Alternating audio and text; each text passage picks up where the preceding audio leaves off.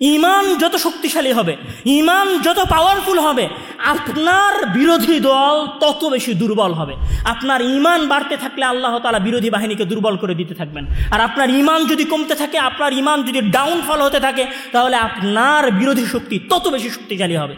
মানে আজকে যদি আমরা বাংলাদেশিরা মনে করি, আজকে যদি আমরা আরব বিশ্ব মনে করি যে আমরা আমেরিকাকে আজ থেকে 100 বছর পরে পতন ঘটাতে চাই, তাহলে আমাদের সবার আগে যে জিনিসটা বৃদ্ধি করতে হবে সেটা হচ্ছে আমাদের ঈমানি শক্তি বাড়াতে হবে। আমাদের ঈমানি শক্তি যত বাড়বে, আল্লাহ তাআলার দয়ায় অপোজিশন পার্টি তত বেশি দুর্বল হবে। সাধ্যমতো সক্ষমতা অর্জন করা, অবশ্যই সামরিক খাতে সক্ষমতা অর্জন করা, অবশ্যই প্রযুক্তিতে সক্ষমতা অর্জন করা, আর ইমানে ডাউন হয়ে যাওয়া। বিশাল বিশাল বাহিনীর উপরে জয় লাভ করেছে বিইজনিল্লাহ, আল্লাহ তাআলার অনুমতিতে। তাহলে আজকে আমরা কেন জালুতের বিরুদ্ধে জয় লাভ করব না? পাকিস্তানের পারমাণবিক শক্তির বাইরে আমরা পুরো মুসলিম বিশ্ব আসলে কোথাও এক্সিস্ট করি না। এটা আপনাকে মানতে হবে যে আমরা America, Canada, France, Italy, UK, USA এর সামনে কোথাও এক্সিস্ট করি না আমাদের ক্ষমতা এবং সক্ষমতা দিয়ে। তাহলে আসেন এমন কিছু ইতিহাসের দিকে আমরা যাই যে ইতিহাসগুলোতে মুসলমানদের সক্ষমতা থাকার পরেও মুসলিমেরা পরাজয় বরণ করেছে। প্রথম অংশ আমরা শেষ করেছি, আমাদের সক্ষমতার তুলনা। সেকেন্ড অংশে আমরা আলোচনা করব ওই সমস্ত যুদ্ধ যেইগুলোতে আমাদের ক্ষমতা বেশি ছিল, তারপরেও আমরা পরাজয় বরণ করেছি। তার মধ্যে সর্বপ্রথম যে যুদ্ধটা আসতে পারে আলোচনায়, সেটা হচ্ছে ধরেন গাজওয়াত হুনাইন, হুনাইনের যুদ্ধ। রাসূল সাল্লাল্লাহু আলাইহি ওয়াসাল্লাম যখন মক্কা বিজয় করলেন, মক্কা বিজয় করার পরে হুনাইন থেকে রাসূল সাল্লাল্লাহু আলাইহি ওয়াসাল্লামের মদিনার মুসলমানদের বিরুদ্ধে বানু হাওয়াজিন এবং বানু সাকিফ যুদ্ধের জন্য প্রস্তুতি নিয়ে মুসলমানদের দিকে অগ্রসর হলো। তখন রাসূল সাল্লাল্লাহু আলাইহি ওয়াসাল্লাম 12,000 সৈন্যের একটা বাহিনী নিয়ে গাজওয়াত হুনাইন, বানু সাকিফ এবং বানু হাওয়াজিনের বিরুদ্ধে রওনা হলেন। মুসলমানেরা এর আগে যুদ্ধ করেছে বদরের যুদ্ধে 313 জন নিয়ে, উহুদের যুদ্ধে যুদ্ধ করেছে 700 জন নিয়ে, আমাদের সংখ্যা 1000 পর্যন্ত যায় নাই। হুনাইনের যুদ্ধে যখন মুসলমানেরা দেখেছে যে 12,000 সৈন্য আমাদের পিছনে আছে, তখন তারা কি মনে করেছে? আল্লাহ তাআলা তাদের কথা উল্লেখ করছেন, আউযু বিল্লাহি মিনাশ শাইতানির রাজিম, লাকাদ নাসারাকুমুল্লাহু ফি মাওয়াতিনা কাসীরা ওয়া ইয়াওমা হুনাইনিন ইয আ'জাবাতকুম কাসরাতুকুম ফালাম তুগনি আনকুম শাইআ ওয়া যাকাত আলাইকুমুল আরদু বিমা রাহুবাত সুম্মা ওয়াল্লাইতুম মুদবিরিন। মানে যখন 12,000 সৈন্য মুসলমানেরা পিছনে দেখলো, তখন মুসলমানেরা মনে করলো যে আজকে তো আমাদের জয় হবেই, আমরা তো 313 জন নিয়ে মক্কার কাফেরদেরকে পরাজিত করেছি, তাহলে আজকে 12,000 সৈন্য নিয়ে আমরা এই বানু সাকিফ আর বানু হাওয়াজিনকে পরাজিত করতে পারবো না। আল্লাহ তাআলা বলেছেন, ইযা আ'জাবাতকুম, যখন তোমরা মনে করলা যে ক্ষমতা দিয়ে, সক্ষমতা দিয়ে, তোমাদের সৈন্যবাহিনীর সংখ্যা দিয়ে তোমাদের শত্রুকে পরাজিত করবা, ঠিক আছে, তাহলে কি হলো? ফালাম তুগনি আনকুম শাইআ, এই সৈন্যবাহিনী তোমাদের কোনো কাজে আসেনি। ওয়াল্লাইতুম মুদবিরিন, তোমরা যুদ্ধের ময়দান থেকে পালিয়ে যাচ্ছিলে। আবু হুরায়রা রাদিয়াল্লাহু তাআলা আনহুর আরেকটা হাদিস আছে যেখানে উনি বলছেন যে শাহিদনা মা রাসূলিল্লাহি সাল্লাল্লাহু আলাইহি ওয়াসাল্লাম হুনাইনান ফালাম্মা আলতাকাইনা ওয়াল মুসলিমুনা কাসীরুন ফাআ'জাবাতনা কাসরাতুনা ফালাম নুগনি আন্না শাইআ। যখন আমরা হুনাইনের যুদ্ধে রাসূলের সাথে বের হলাম, তো আমরা দেখি যে আমাদের পেছনে বিশাল সৈন্যবাহিনী, এটা আমাদেরকে সাহস দিল, আমরা মনে করলাম যে আমরা এই যুদ্ধে জয়ী হব। কি বলছেন যে ফালাম নুগনি আন্না শাইআ, এই সংখ্যা আমাদের কোনো উপকার করতে পারেনি। ফাওয়াল্লাইনা মুদবিরিন, আমরা ভয়ে পালিয়ে গেলাম। তখন কি হলো? ফাআকবালা রাসূলুল্লাহি সাল্লাল্লাহু আলাইহি ওয়াসাল্লাম আলা বাগলাতিহিল বাইদা, রাসূল সাল্লাল্লাহু আলাইহি ওয়াসাল্লাম তার সাদা খচ্চরের পিঠে চড়ে সামনের দিকে আসলেন, যার লাগাম ছিল আবু সুফিয়ানের হাতে, এবং ওই খচ্চরের পিঠে সামনে গিয়ে সে রাসূল সাল্লাল্লাহু আলাইহি ওয়াসাল্লাম বললেন, আনা ইবনু আব্দুল মুত্তালিব আনা নাবিয়্যুন লা কাযিব, আমি হচ্ছে আব্দুল মুত্তালিবের সন্তান, আমি কোনো মিথ্যুক নবী নই, কেননা আমি মিথ্যা বলতে পারি না। রাসূল সাল্লাল্লাহু আলাইহি ওয়াসাল্লাম যখন এই হুঙ্কার দিলেন, তখন ইবনে আব্বাস রাদিয়াল্লাহু তাআলা আনহু সাহাবীদেরকে ডাকা শুরু করলেন, ইয়া আসহাবাশ শাজারাহ ইয়া আসহাবা সূরাতিল বাকারা বলে। যখন এইভাবে মুসলমানদেরকে ডাকা শুরু হলো, মুসলমানেরা আবার সামনের দিকে অগ্রসর হওয়ার চেষ্টা করলো, তখন এবার আল্লাহ তাআলা বলছেন যে সুম্মা আনজালাল্লাহু সাকিনাতাহু আলা রাসূলিহি ওয়া আলাল মুমিনিনা ওয়া আনজালা জুনুদান লাম তারাউহা। যখন মুসলমানেরা পালিয়ে যাচ্ছিল রাসূলের আহ্বানে সাড়া দিয়ে, আগের অহংকারকে ভুলে গিয়ে, আগের ক্ষমতার দাপটকে ভুলে গিয়ে, সক্ষমতার দাম্ভিকতাকে ভুলে গিয়ে যখন মুসলিম সেনাবাহিনী আবার সামনের দিকে অগ্রসর হওয়ার চেষ্টা করলো, মুতাওয়াক্কিলান আলাল্লাহ, আল্লাহর উপরে পূর্ণ ভরসা করে, তখন আল্লাহ তাআলা বলেছেন ওয়া আনজালাল্লাহু, আল্লাহ তাআলা তাদের উপর কি বর্ষণ করলেন? সাকিনাহ, নিরাপত্তা, প্রশান্তি, স্থিতিশীলতা। আর কি করলেন? তাদের জন্য সৈন্যবাহিনী পাঠালেন। ওয়া আনজালা জুনুদান লাম তারাউহা, এমন সৈন্যবাহিনী পাঠালেন যে সৈন্যবাহিনী তোমরা দেখতে পাও না। তাহলে হুনাইনের যুদ্ধে সক্ষমতা থাকার পরেও আমরা প্রাথমিকভাবে পরাজয় বরণ করেছি। এই যুদ্ধের বিষয়ে ইমাম ইবনে কাসির রাহিমাহুল্লাহ বলছেন যে এই যুদ্ধে আল্লাহ তাআলা কি চেয়েছেন? আরাদাল্লাহু আন ইউবাইয়িনা লাহুমা আন্নান নাসরা লাইসা বিল কাসরাতি ওয়া ইন্নামা হুয়া মিন ইনদিহি, মানে এই যুদ্ধে মহান আল্লাহ তাআলা এটা দেখাতে চেয়েছেন সাময়িক পরাজয় দেখিয়ে, যে দেখো তোমরা যদি শুধু সক্ষমতার উপরে ভরসা করো, তোমরা যদি জাস্ট ক্ষমতার উপরে ভরসা করো, তোমরা যদি জাস্ট তোমাদের কুওয়ার উপরে ভরসা করো, তাহলে আমি তোমাদেরকে পরাজয়ের স্বাদ আস্বাদন করাবো যতক্ষণ না তোমরা ঈমানের রূপে পূর্ণরূপে বলিয়ান হও। এটা গেল গাজওয়াত হুনাইন। এরপর আসেন আমরা যদি উহুদের যুদ্ধের কথা বলি, উহুদের যুদ্ধের একটু সিনারি বোঝার চেষ্টা করি। উহুদের যুদ্ধ হয়েছে কখন? উহুদের যুদ্ধ হয়েছে যে দ্বিতীয় হিজরিতে, মানে হিজরতের দ্বিতীয় বছর রাসূল সাল্লাল্লাহু আলাইহি ওয়াসাল্লাম বদরের যুদ্ধ করেছেন। সেটা হচ্ছে রমাজান মাসের 17ই রমাজান। ঠিক বদরের যুদ্ধ হওয়ার এক বছর পরে শাওয়াল মাসে উহুদের যুদ্ধ সংঘটিত হচ্ছে। এই উহুদের যুদ্ধে মুসলমানদের পরিস্থিতি কীরকম? একে তো তারা এক বছর আগে একটা যুদ্ধ করেছে, এই জন্য তারা মানসিকভাবে দুর্বল। আমরা কিছুদিন আগে যুদ্ধ করে ফিরে এসেছি। অন্যদিকে মক্কার কাফের এবং মুশরিকেরা উহুদের যুদ্ধ করতে এসেছে প্রতিশোধ গ্রহণের জন্য, যেটা ইবনে হিশাম রাহিমাহুল্লাহ তার সিরাতের মধ্যে বলছেন যে লাম্মা কুতিলা আশরাফু কুরাইশিন বিবদর আকসামু আল্লা ইয়াবকু আলাইহিম হাত্তা ইয়াসআরু মিন মুহাম্মাদিন ওয়া আসহাবিহি, মানে মক্কার কুরাইশরা এটা শপথ করেছিল যে তারা তাদের বদরের যুদ্ধে নিহত হওয়া নেতাদের ওপরে, নেতাদের জন্য কান্নাও করবে না যতক্ষণ না তারা বদরের যুদ্ধের হত্যার প্রতিশোধ নেয়। তাহলে উহুদের যুদ্ধ যেমন মুসলমানদের জন্য মানসিকভাবে একটা দুর্বলতার জায়গা ছিল, ঠিক তেমনইভাবে উহুদের যুদ্ধে অমুসলিমদের, মুশরিকদের মানসিক সক্ষমতা অনেক বেশি ছিল, কেননা তারা এই যুদ্ধে প্রতিশোধ পরায়ণ ছিল। এই জন্য রাসূল সাল্লাল্লাহু আলাইহি ওয়াসাল্লাম বদরের যুদ্ধ 70 কিলোমিটার দূরে গিয়ে করেছেন, আর উহুদের যুদ্ধ মদিনা থেকে 8 থেকে 9 কিলোমিটার ডিস্টেন্সে অনুষ্ঠিত হয়েছে। এই যুদ্ধে কি হলো? এই যুদ্ধে আমরা দেখেছি, আমরা সকলেই জানি যে এই যুদ্ধে মুসলমানদের অবস্থা বিজয়ের সন্নিকটে ছিল। ওকে, বিজয়ের সন্নিকটে থাকার পরে পতন কখন আসলো? পরাজয়ের সূচনা কখন হলো? সেইটাকে মহান আল্লাহ তাআলা কিভাবে বলেছেন? মানে পরাজয়ের সূচনার জন্য মহান আল্লাহ তাআলা যে শব্দটা ব্যবহার করেছেন, সেই শব্দটা কি ছিল? মহান আল্লাহ তাআলা বলছেন যে ইন্নাল্লাযীনা তাওয়াল্লাউ মিনকুম ইয়াওমাল তাকাল জামআন ইন্নামাস্তাযাল্লাহুমুশ শাইতানু বিবা'দি মা কাসাবু। উহুদের যুদ্ধে পরাজয় হয়েছিল ইন্নামাস্তাযাল্লাহুমুশ শাইতান, যখন শয়তান মুসলমানদেরকে পদস্খলন ঘটিয়েছিল, বিভ্রান্ত করেছিল, বিমা কাসাবু, তাদের কোনো পাপের কারণে। তাহলে উহুদের যুদ্ধে মুসলমানদের পদস্খলন হয়েছিল তাদের কোনো গুনাহের কারণে, যেটা আল্লাহ তাআলা ক্ষমা করে দিয়েছেন। রাসূল সাল্লাল্লাহু আলাইহি ওয়াসাল্লামের অন্য আর একটা হাদিসে আছে বুখারীতে, যে রাসূল সাল্লাল্লাহু আলাইহি ওয়াসাল্লাম উহুদের প্রান্তরের পেছনে একটা বাহিনীকে রাখলেন আব্দুল্লাহ ইবনে জুবাইরের নেতৃত্বে, এবং তাদেরকে বললেন যে তোমরা এই গিরিপথ ছেড়ে চলে যাবে না।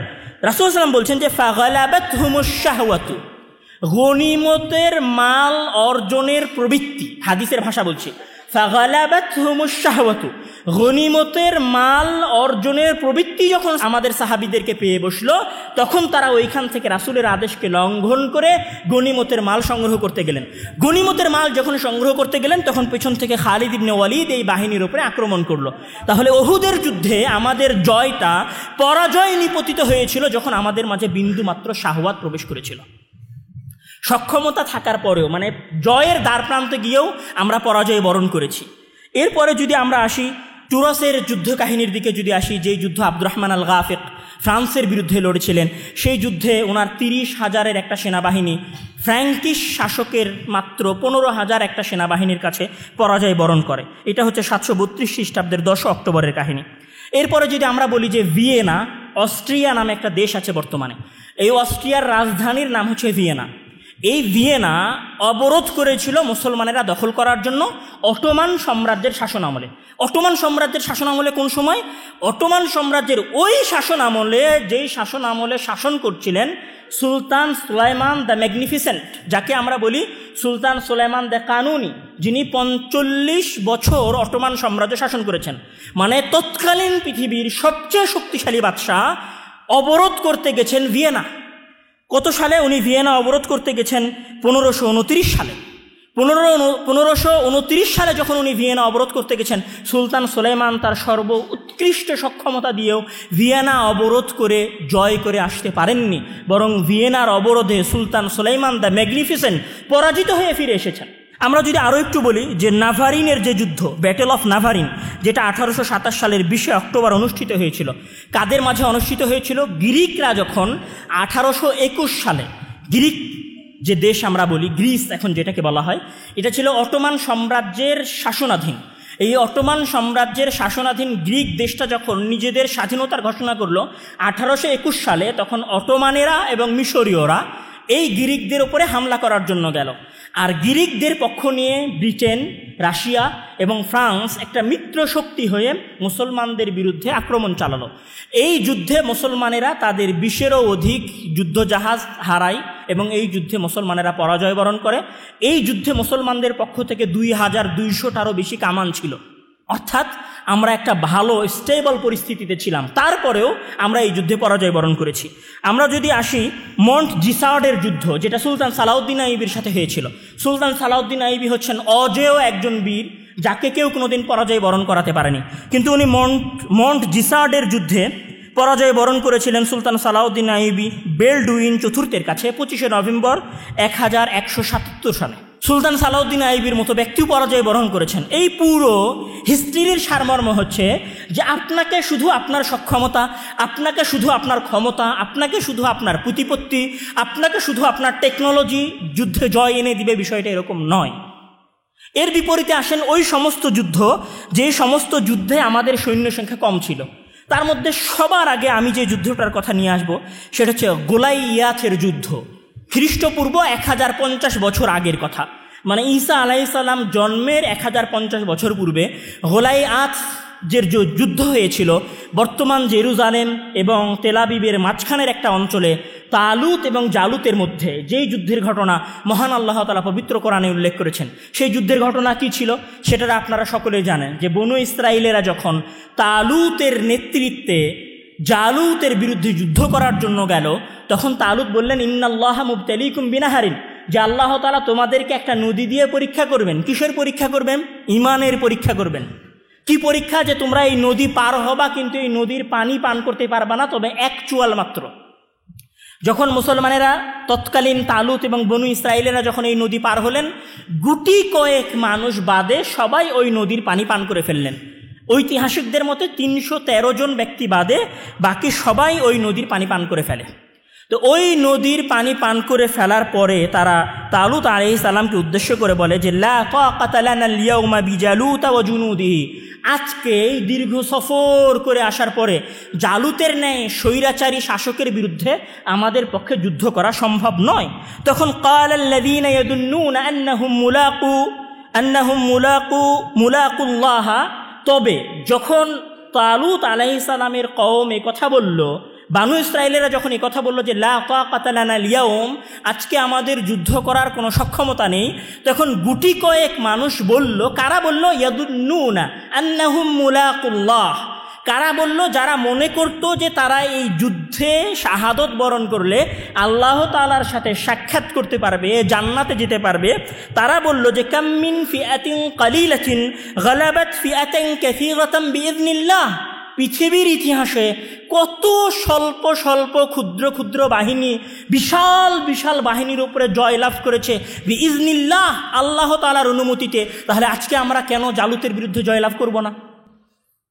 এই যুদ্ধে দুইটা ইতিহাস আছে। এক, আল্লাহ তাআলা এই যুদ্ধের আগে বানু ইসরায়েলের ঈমান পরীক্ষা করছেন। দুই, লা তাকাতা লানা আল-ইয়াউম, তাদের সক্ষমতা না থাকার পরেও জাস্ট জিহাদের জাজবায় তারা এই যুদ্ধে অবতীর্ণ হচ্ছেন এবং দাউদ আলাইহিস সালামের কঙ্করের আঘাতে জালুত এই যুদ্ধে নিহত হয় এবং বানু ইসরায়েলেরা বাইতুল মাকদাস জয় করে।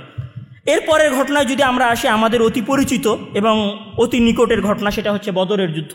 বদরের যুদ্ধ হয়েছিল 17ই রমাজান হিজরির 2য় বছর। বদরের যুদ্ধের একটু ইতিহাস বর্ণনা করি। বদরের যুদ্ধে আসলে আমরা শুধু ঘটনাগুলোকে শুনি, আমি ঘটনাগুলোকে একটু অ্যানালাইসিস করানোর চেষ্টা করছি।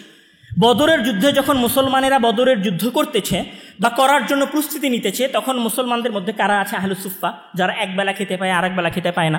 আছে হচ্ছে মুহাজিরেরা, যারা মক্কা থেকে পালিয়ে এসেছে।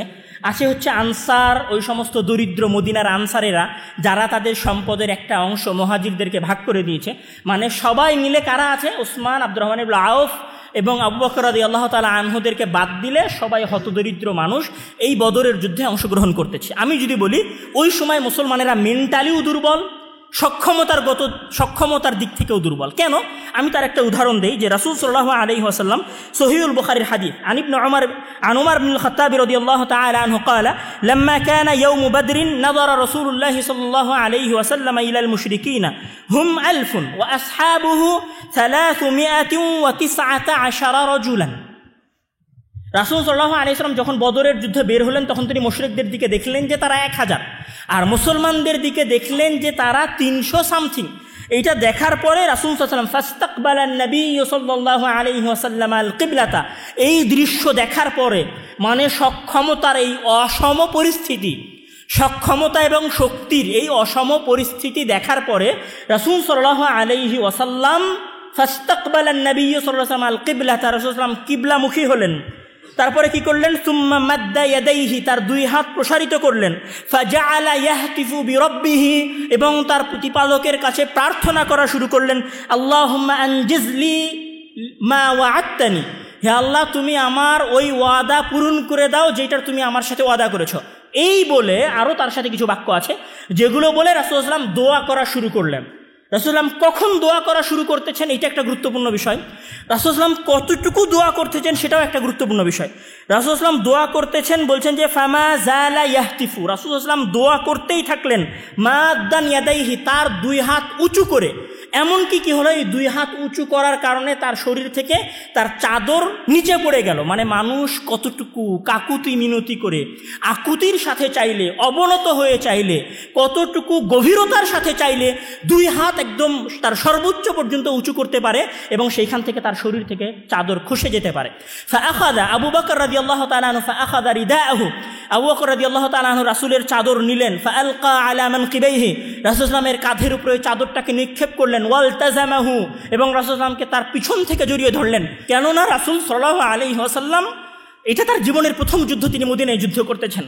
তিনি জানেন আমার এই বাহিনীর, এই মুশরিকদের 1000 সৈন্য বাহিনীর বিরুদ্ধে যুদ্ধ করার সক্ষমতা নেই। এই জন্য তিনি আল্লাহর দরবারে হাউমাউ করে কাঁদতেছেন, কেননা উনি জানেন যে এই যুদ্ধে শুধু আমাকে একজন জয় করতে পারেন, তিনি হচ্ছে আমার প্রতিপালক। উনি ওনার প্রতিপালককে বলেছিলেন, আল্লাহুম্মা ইন তুহলিক হাদিহিল ইসাবাতা মিন আহলিল ইসলাম লা তু'বাদ ফিল আরদি, হে আল্লাহ, তুমি যদি এই বাহিনীকে ধ্বংস করে দাও, তাহলে এই দুনিয়ায় তোমার আর কেউ ইবাদত করার থাকবে না। তাহলে রাসূল সাল্লাল্লাহু আলাইহি ওয়াসাল্লামের আকুতি মিনতি ছিল যথেষ্ট, এত বেশি ছিল যে তার শরীর থেকে তার চাদর পড়ে গেছে। রাসূল সাল্লাল্লাহু আলাইহি ওয়াসাল্লাম যখন এইভাবে দোয়া করতে থাকলেন, তখন আবু বকর রাদিয়াল্লাহু তাআলা আনহু রাসূলকে পেছন থেকে জড়িয়ে ধরলেন এবং বললেন যে কাফাকা মুনাশাদাতুকা রাব্বাক, আপনার জন্য তো আপনার প্রতিপালককে ডাকাটাই যথেষ্ট, আপনি এইভাবে কান্না করছেন কেন? তখন আল্লাহ তাআলা আয়াত নাযিল করলেন। আল্লাহ তাআলা বলছেন যে ইস্তাস্তাগীথুনা রাব্বাকুম ফাস্তাজাবা লাকুম আন্নী মুমিদ্দুকুম বিআলফিন মিনাল মালাইকাতি মুরদিফিন। শুনে রাখো হে সাহাবায়ে কেরাম, যখন তোমরা তোমাদের সক্ষমতা দিয়ে বদরের প্রান্তরে মুশরিকদের বিরুদ্ধে যুদ্ধ করতে পারছিলে না, ইস্তাস্তাগীথুন, তখন তোমরা আমার কাছে সাহায্য প্রার্থনা করছিলে, তখন আমি তোমাদেরকে সাহায্য করেছি। বিআলফিন মিনাল মালাইকা, 1000 ফেরেশতা দিয়ে সাহায্য করেছি। শুধু এখানেই না, আল্লাহ তাআলা তারপরে কি বলছেন? আল্লাহ তাআলা বলছেন যে ইস্তাকুলু লিল মুমিনিনা আলাই ইয়াকফিয়াকুম মা ইউমিদ্দুকুম রাব্বুকুম বিসালাসাতি আলাফিন মিনাল মালাইকাতি মুসাওয়ামিন। প্রথমে আল্লাহ তাআলা 1000 পাঠিয়েছেন, তারপরে 3000 পাঠিয়ে মিনাল মালাইকাতি মুনজিলিন। তারপরে অন্য আয়াতে বলছেন বালা আন তাসবিরু ওয়া তাত্তাকু ওয়া ইয়াতুকুম মিন ফাওরিহিম হাদা ইউমদিদকুম রাব্বুকুম বিখামসাতি আলাফিন মিনাল মালাইকাতি মুসাওয়ামিন। বদরের যুদ্ধে মহান আল্লাহ তাআলা রাসূল সাল্লাল্লাহু আলাইহি ওয়াসাল্লামকে 3 বার ফেরেশতা পাঠিয়ে সহযোগিতা করেছেন। প্রথমবারে 1000, তারপরে 3000, তারপরে 5000। এই সাহায্য কেন ছিল? এই সাহায্য ঈমানের কারণে ছিল। এই সাহায্য মহান আল্লাহ তাআলার প্রতি ভরসার কারণে ছিল, এই সাহায্য মহান আল্লাহ তাআলার কাছে সাহায্য প্রার্থনার কারণে ছিল। এখানে আরও একটা ঘটনা বললেই নয়, যখন মূসা আলাইহিস সালাম বানু ইসরাইলকে নিয়ে ফেরাউনের কাছ থেকে পালিয়ে যাচ্ছেন, পালিয়ে যেতে যেতে উনি দেখলেন উনার সামনে মহাসমুদ্র, পিছনে ফেরাউন। যদি ফেরাউন দেখতে পায় তাহলে ফেরাউন মূসা এবং বানু ইসরাইলকে কচু কাটা করে কেটে ফেলবে। তখন বানু ইসরাইলের লোকেরা মূসা আলাইহিস সালামকে বলছে, ইন্না লামুদরাকুন, কিছুক্ষণ পরেই ফেরাউন আমাদেরকে ধরে ফেলবে এবং আমাদেরকে জবাই করে হত্যা করবে। তখন মূসা আলাইহিস সালাম কি বলছেন, কাল্লা, কখনো নয়, ইন্না রব্বি সায়াহদিন, আমাকে আমার প্রতিপালক হেদায়েত দেখাবে। যখন বানু ইসরাইল মূসা আলাইহিস সালামকে বলছে যে ফেরাউন আমাদেরকে ধরে ফেলবে, তখন মূসা আলাইহিস সালাম কোন শক্তির বদৌলতে বলছেন যে ইন্না রব্বি সায়াহদিন, আমাকে আমার প্রতিপালক পথ দেখাবে, যখন সামনে সমুদ্র? এটা কি ছিল? তাওয়াক্কুল আলাল্লাহ ছিল, আল্লাহর তাওয়াক্কুল আলাল্লাহ ছিল, আল্লাহর উপরে ভরসা ছিল। তারপরে মহান আল্লাহ তাআলা কি বললেন? বললেন লাঠি দিয়ে তুমি সমুদ্রে মারো, সমুদ্রে ভাগ হয়ে গেল, মূসা আলাইহিস সালাম পার হয়ে গেলেন। কেউ কল্পনা করে নাই যে এই সমুদ্রের মধ্যে মূসা আলাইহিস সালাম হয়তো নিজেও ভাবে নাই যে আমি যেই সমুদ্র পার হয়ে গেলাম এই সমুদ্রে ফেরাউন ডুবে মরবে। কিন্তু মূসা আলাইহিস সালাম কি করেছিলেন? ওনার চেষ্টা ছিল। এইটা থেকে যদি আমরা আরেকটু সামনে আগাই, আমরা যদি বলি যে মুতার যুদ্ধ, মুতার যুদ্ধের কথা যদি আমরা বলি, মুতার যুদ্ধে মুসলিম সেনাবাহিনীর সংখ্যা ছিল 3000, আর মুতার যুদ্ধের মুসলমানদের অপোজিটে অমুসলিম বাহিনী ছিল তৎকালীন যুগের বাইজেন্টাইন, মানে আজকের আমেরিকা। জাস্ট ইম্যাজিন ইট, যে আজকে যেমন আমি বাংলাদেশ, আমার গুটি কয়েক মানুষ আছে এবং আমেরিকার বিশাল প্রযুক্তি আছে, এইটাকে আপনি কল্পনা করেন মুতার যুদ্ধে। মুতার যুদ্ধে মুসলিম সেনাবাহিনীর সদস্য সংখ্যা হচ্ছে 3000, আর অপরদিকে বাইজেন্টাইন সাম্রাজ্যের প্রশিক্ষিত সেনাবাহিনীর সদস্য সংখ্যা হচ্ছে 1 লাখ। 1 লাখ আর 3000-এর একটা সেনাবাহিনী যখন মুতার যুদ্ধে একত্রিত হচ্ছে, তখন এই যুদ্ধে কারা জয়লাভ করেছে? এই যুদ্ধে আব্দুল্লাহ ইবনে রওয়াহা, তারপর জাফর ইবনে আবি তালিব এবং যায়েদ ইবনে হারিসা রাদিয়াল্লাহু তাআলা আনহু শাহাদাত বরণ করেছেন।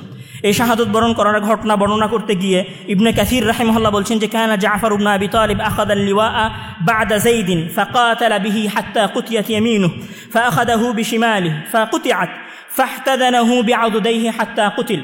জাফর ইবনে আবি তালিব রাদিয়াল্লাহু তাআলা আনহু যখন মুতার যুদ্ধ করছিলেন, তখন প্রথমে ওনার ডান হাত কেটে ফেলা হয়, তারপরে ওনার বাম হাত কেটে ফেলা হয়। তখন উনি ওনার কাটা 2 হাত দিয়ে এভাবে পতাকা আঁকড়ে ধরেন। আপনি কি বলতে পারেন যে কোন মানুষ তার হাত কেটে যাওয়ার পরেও পতাকা মাটিতে পড়তে দিতে পারে না? শুধুমাত্র ওই ব্যক্তিই পারে এরকম করতে যার ঈমান সর্বোচ্চ চূড়ায় পৌঁছেছে। এবং এই রকম একটা ভয়ঙ্কর পরিস্থিতি, তিনজন সেনাপতি মারা গেছেন। আব্দুল্লাহ ইবনে রওয়াহা মারা গেছেন, যায়েদ ইবনে হারিসা মারা গেছেন, জাফর ইবনে আবি তালিব রাদিয়াল্লাহু তাআলা আনহুম প্রত্যেকেই মারা গেছেন, শাহাদাত বরণ করেছেন। এই রকম একটা ভয়ঙ্কর সিচুয়েশনে খালিদ বিন ওয়ালিদ রাদিয়াল্লাহু তাআলা আনহু যখন পতাকা হাতে নিলেন, যুদ্ধ করলেন, 7 দিন মুতার যুদ্ধ হলো, তারপরে মুসলমানরা এই মুতার যুদ্ধে জয়লাভ করেছে। আপনার কি মনে হয় এমনি এমনি আরামে প্রযুক্তির মাধ্যমে, টেকনোলজির মাধ্যমে বিশাল সেনাবাহিনীর সংখ্যা দাঁড় করিয়ে খালিদ ইবনে ওয়ালিদ এই যুদ্ধে জিতেছিলেন? আপনি যদি এখান থেকে বের হয়ে ইয়ারমুকের যুদ্ধে আসেন, ইয়ারমুকের যুদ্ধ হয়েছিল 28 মে 634 খ্রিস্টাব্দে। ইয়ারমুকের যুদ্ধ হয়েছিল সিরিয়া এবং জর্ডানের সীমান্তবর্তী এলাকায় ইয়ারমুক নদীর তীরে। এই যুদ্ধ 4 দিন যাবৎ স্টেবল ছিল। এই যুদ্ধে মুসলিম সেনাবাহিনীর সংখ্যা ছিল 40,000 এবং অপোজিশনে পারস্য সাম্রাজ্যের সেনাবাহিনীর সংখ্যা ছিল প্রায় 2 লাখেরও কাছাকাছি। কোথায় 40,000 আর কোথায় 2 লাখ। এইরকম একটা যুদ্ধ হচ্ছে, যেই যুদ্ধে 4 দিনের যুদ্ধের পরে মুসলমানগণ জয়লাভ করছে। আপনি যদি ঠিক একই সিনারিও আপনি যদি কাদেসিয়ার প্রান্তরে যান, কাদেসিয়ার প্রান্তরে যে যুদ্ধ হয়েছিল, কাদেসিয়ার প্রান্তরে সাদ ইবনে আবি ওয়াক্কাস রাদিয়াল্লাহু তাআলা আনহু নেতা ছিলেন এবং কাদেসিয়ার প্রান্তরে অমুসলিমদের পক্ষ থেকে পৃথিবীর ইতিহাসের সর্বশ্রেষ্ঠ সেনাপতিদের একজন সেনাপতি রুস্তম এই যুদ্ধে মুসলমানদের অপোজিশন পার্টিকে নেতৃত্ব দিচ্ছিলেন। কাদেসিয়ার যুদ্ধ 4 দিন যাবৎ 3 দিন এবং 4 রাত স্টেবল থেকেছে। চতুর্থ রাত্রিকে লাইলাতুল হারির উপাধি দেওয়া হয়েছে। এই যুদ্ধেই খাওলা তার 4 সন্তানকে হারিয়েছে। তারপরে উনি মহান আল্লাহ তাআলাকে বলেছেন আলহামদুলিল্লাহ, মানে 4 সন্তানকে হারানোর পরেও খাওলা একজন মহিলা যার 4টা সন্তান ছিল, যার সন্তানেরা কাদেসিয়ার যুদ্ধে অংশগ্রহণ করেছিল, 4 জনের 4 জনই শাহাদাত বরণ করেছিল, কিন্তু খাওলা তাদের মা 1 বিন্দু পরিমাণ অশ্রু তার চোখ থেকে প্রবাহিত করেন নাই। কেননা উনি এই যুদ্ধে তার সন্তানদেরকে পাঠিয়েছিলেন ঈমানের নেশায়, যে ঈমানের বিনিময়ে তারা জানতো যে আমরা শাহাদাত বরণ করলে জান্নাতে যাব। এই যুদ্ধগুলো সবই ঈমানের বদৌলতেই ছিল। যদি আমরা আরেকটু সামনে আগাই, যদি তৃতীয় ক্রুসেডের কথা বলি, যখন সুলতান সালাউদ্দিন আইয়ুবী হিত্তিনের যুদ্ধের পরে বাইতুল মাকদাস জয় করে ফেললেন, বাইতুল মাকদাস জয় করার পরে পোপ গ্রোগরিক উনি তৃতীয় ক্রুসেডের ঘোষণা দিলেন। উনি যখন তৃতীয় ক্রুসেডের ঘোষণা দিলেন তখন সুলতান সালাউদ্দিন আইয়ুবীর বিরুদ্ধে ইংল্যান্ড, ফ্রান্স, জার্মানি এবং অন্যান্য খ্রিস্টান রাজ্যগুলো একত্রিত হলো। ইংল্যান্ডের রাজা রিচার্ড লায়নহার্ট, ফ্রান্সের রাজা ফিলিপ, জার্মানির রাজা ফ্রেডরিক বারবারোসা এবং ইতালিয়ান জেনেওয়া এবং ভেনিসের নৌবাহিনী এই যুদ্ধে সালাউদ্দিন আইয়ুবীর বিরুদ্ধে ছিল। এই যুদ্ধে সালাউদ্দিন আইয়ুবীর সেনাবাহিনীর সংখ্যা হচ্ছে 20 থেকে 25,000, আর অমুসলিম সেনাবাহিনীর সংখ্যা হচ্ছে 1 লাখ। শুধু 1 লাখ না, 4-5টা দেশের শাসকেরা একত্রিত হয়েছে সালাউদ্দিন আইয়ুবীর সাথে যুদ্ধ করার জন্য। শেষ পর্যন্ত কি হয়েছে? রামাল্লাহ চুক্তির মাধ্যমে এই যুদ্ধের সমাপ্তি ঘটেছে। রিচার্ড সালাউদ্দিন আইয়ুবীর কাছে রামাল্লাহর চুক্তি করতে বাধ্য হয়েছেন। এরপরে যদি আমরা বলি যে কনস্টান্টিনোপল, যেটাকে আমরা আজকাল ইস্তাম্বুল বলছি, এই ইস্তাম্বুল একটু হিস্ট্রি বলতে হবে, তাহলে ইস্তাম্বুলের এই ইতিহাস বুঝতে আমাদের সহজ হবে। ইস্তাম্বুল হচ্ছে 1000 বছরের খ্রিস্টান সাম্রাজ্যের রাজধানী। আরেকটু সহজ করে বললে পৃথিবীর সবচেয়ে শক্তিশালী দুর্গ। মানে আজ থেকে 1000 বছর আগে একটা শহর কনস্টান্টিনোপল, যেটাকে ঘেরা আছে 3 স্তরের প্রাচীর দিয়ে। 3 স্তরের প্রাচীর মানে একটা প্রাচীরের উচ্চতা হচ্ছে 40 থেকে 50 ফুট, আর প্রাচীরের চওড়া হচ্ছে 10 থেকে 15 ফুট। 10 থেকে 15 ফুট চওড়া, 40 ফুট উঁচা 3টা প্রাচীর দিয়ে ঘেরা বাইজেন্টাইনের রাজধানী কনস্টান্টিনোপল বা ইস্তাম্বুল, যার শুধুমাত্র একদিকে মারমার সাগর থেকে বের হয়ে আসা একটা ছোট নদীর মতো একটা শাখা আছে, ক্যানেল আছে, যেটাকে বলা হয় গোল্ডেন হর্ন। এই কনস্টান্টিনোপল বা এই ইস্তাম্বুল জয় করার জন্য মুসলমানেরা কয়বার হামলা করেছে? 12 বার। 12 বার হামলা করেও মুসলমানেরা এই বাইজেন্টাইন জয় করতে পারেনি। কে জয় করতে পেরেছিল? যিনি জয় করতে পেরেছিলেন তার নাম ছিল মোহাম্মদ আল ফাতেহ। উনি এই বাইজেন্টাইন জয় করেছিলেন। কিভাবে জয় করেছিলেন? ওনার জয়ের ইতিহাস আর এক রকম। 53 দিন যাবৎ বাইজেন্টাইন সাম্রাজ্যের এই রাজধানী ইস্তাম্বুলকে উনি অবরোধ করে রেখেছিলেন। 53 দিন অবরোধ করার পরে এই নগরীর পতন হয়েছে। এই নগরীর পতন করাতে উনি সবচেয়ে যে মিরাক্কেল ভূমিকাটা রেখেছিলেন সেটা কি ছিল? সেটা ছিল যে উনি 3 দিক থেকে ওনার সেনাবাহিনী ঘেরা ছিল, আর এক দিক থেকে নদী পথে গোল্ডেন হর্ন ছিল। কিন্তু গোল্ডেন হর্নে প্রবেশ করা যাচ্ছিল না। কেন? ওইটা ইস্তাম্বুল নগরীর ভেতরে গেছে ওই লেকটা মারমার সাগর হয়ে।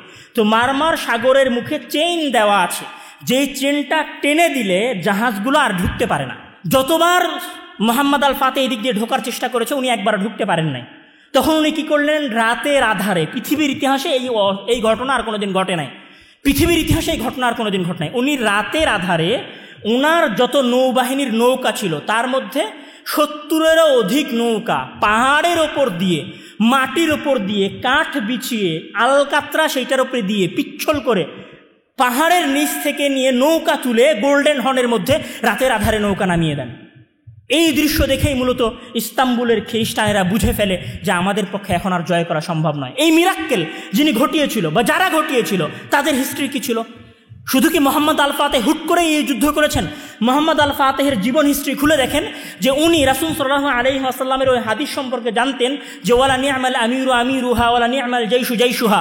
কতই না উত্তম আমির ওই আমির যে কনস্টান্টিনোপল জয় করবে, কতই না উত্তম সেনাবাহিনী ওই সেনাবাহিনী যে সেনাবাহিনী ইস্তাম্বুল জয় করবে। এটা মোহাম্মদ আল ফাতেহ জানতেন। এটা ওনার জীবনের একটা লালনা ছিল, একটা স্বপ্ন ছিল। এইটা উনি ওনার ঈমান থেকে অর্জন করেছেন এবং উনি ইস্তাম্বুল জয় করার জন্য দীর্ঘ প্রস্তুতি নিয়েছেন। দীর্ঘ প্রস্তুতি নেওয়ার পরে উনি কাদেরকে জয় করেছেন? পৃথিবীর ইতিহাসের 1000 বছরের রোমান সাম্রাজ্যের রাজধানীকে জয় করেছেন, যেটা জয় করা ইম্পসিবল ছিল, অসম্ভব ছিল। শুধুমাত্র ঈমানি শক্তির কারণে এই যুদ্ধে মুসলমানরা 53 দিন অবরোধ করে রেখেছে এবং তারপরে জয় ছিনিয়ে নিয়ে এসেছে। আমি যদি আমার ঘটনাগুলোকে এখন সারমর্ম করে নিয়ে আসতে চাই, তাহলে আমরা দেখব যে আমরা যে যুদ্ধগুলো দেখেছি, কিছু যুদ্ধ এরকম ছিল যেগুলোতে মুসলমানদের সক্ষমতা থাকার পরেও মুসলমানরা পরাজিত হয়েছে, আর কিছু যুদ্ধ আমরা এরকম দেখেছি যেইটাতে মুসলমানদের সক্ষমতা না থাকার পরেও মুসলমানেরা জয়লাভ করেছে। কেননা মহান আল্লাহ তাআলা বলেছেন ওয়ালা তাহিনু ওয়ালা তাহসানু ওয়া আনতুমুল আ'লাউনা ইন কুনতুম মুমিনিন। তোমরা বিচলিত হইও না, চিন্তিত হইও না, জেনে রাখো যে তোমরাই বিজয়ী হবে। ইন কুনতুম মুমিনিন, যদি তোমরা মুমিন হও। এখন মুমিন যদি হই তাহলে জয় আসবে। এখন আমি এবং আপনি পূর্ণ মুমিন কিনা, এইটা হচ্ছে প্রশ্ন। কেননা প্রযুক্তি দিয়ে আপনি যদি বলেন যে আমি প্রযুক্তি দিয়ে আমেরিকার বিরুদ্ধে লড়াই করব, প্রযুক্তি অর্জন করতে 500 বছর লাগবে, তাহলে 500 বছর আপনি ঘুমাবেন। এই 500 বছরে আমেরিকা কোথায় যাবে আর আপনি কোথায় যাবেন? তাহলে যুদ্ধ হবে কিসের ভিত্তিতে? যুদ্ধ হবে আপনার যে সক্ষমতা আছে সেই সক্ষমতার উপর ভিত্তি করেই ঈমানের বলিয়ানে যুদ্ধ হতে হবে। ঈমান যত শক্তিশালী হবে, ঈমান যত পাওয়ারফুল হবে, আপনার বিরোধী দল তত বেশি দুর্বল হবে। আপনার ঈমান বাড়তে থাকলে আল্লাহ তাআলা বিরোধী বাহিনীকে দুর্বল করে দিতে থাকবেন। আর আপনার ঈমান যদি কমতে থাকে, আপনার ঈমান যদি ডাউনফল হতে থাকে, তাহলে আপনার বিরোধী শক্তি তত বেশি শক্তিশালী হবে। মানে আজকে যদি আমরা বাংলাদেশিরা মনে করি, আজকে যদি আমরা আরব বিশ্ব মনে করি যে আমরা আমেরিকাকে আজ থেকে 100 বছর পরে পতন ঘটাতে চাই, তাহলে আমাদের সবার আগে যে জিনিসটা বৃদ্ধি করতে হবে সেটা হচ্ছে আমাদের ঈমানি শক্তি বাড়াতে হবে। আমাদের ঈমানি শক্তি যত বাড়বে, আল্লাহ তাআলার দয়ায় অপোজিশন পার্টি তত বেশি দুর্বল হবে, এবং তারা দুর্বল না হলে তো আমাদের জয়ের কোনো রাস্তা নাই, কোনোদিন রাস্তা উন্মুক্তও হবে না। যেমন মহান আল্লাহ তাআলা বলছেন যে ইন ইয়ানসুরুকুমুল্লাহু ফালা গালিবা লাকুম ওয়া ইন ইয়াখযুলকুম ফামান যাল্লাযী ইয়ানসুরুকুম, যদি আল্লাহ তাআলা তোমাদেরকে বিজয় দিতে চান তাহলে তোমরা বিজয়ী, আর যদি তোমাদেরকে আল্লাহ তাআলা লাঞ্ছিত করতে চান তাহলে তোমাদেরকে বিজয় করার কেউ নাই। মানে কি? মানে হচ্ছে আমাদেরকে ঈমানে বলিয়ান হতে হবে, ঈমান শক্তি করতে হবে। ঠিক আছে, আপনার আরও একটা প্রশ্ন থাকতে পারে যে মহান আল্লাহ তাআলা বলছেন ওয়াইদু লাকুম মাস্তাতাতুম, যে তোমরা সাধ্যমতো সক্ষমতা অর্জন করো। আচ্ছা, সাধ্যমতো সক্ষমতা অর্জন করা কিসের সক্ষমতা? সাধ্যমতো সক্ষমতা অর্জন করা অবশ্যই সামরিক খাতে সক্ষমতা অর্জন করা, অবশ্যই প্রযুক্তিতে সক্ষমতা অর্জন করা, আর ঈমানে ডাউন হয়ে যাওয়া। আমি মনে হয় আমার প্রশ্ন বুঝাতে পারিনি।